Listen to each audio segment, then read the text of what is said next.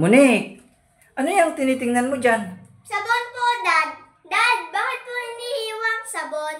Bakit hiniwa ang sabon? Ay, syempre Monique, simple lang. Para makatipid tayo sa paggamit ng sabon. Paano po, Dad, makatipid? Paano makatipid? Syempre, halimbawa, yung isang hiwa niyan. O, dapat umabot sa atin yan ng 1 linggo. O, ilan yan? 4. O, 1, 2, 3, 4. O, 4 nga, tama. O, dapat umabot sa atin yan ng mga 1 buwan. Dad, pag buo po bang sabon, di po siya abot ng 1 buwan? Oo, Monique, pag buo yung sabon na yan, siguradong hindi yan naabot ng 1 buwan. Ubus agad yan.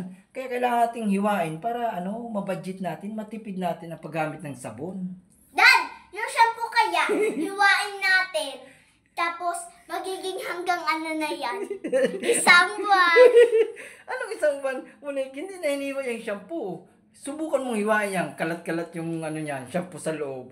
Huwag mo nang hiwain yan. Baka nga 1 linggo ubos yan eh. Kala ko pati lahat hinihiwa. Pero hindi pala. Hay naku, Dad! Ay, naku Monique.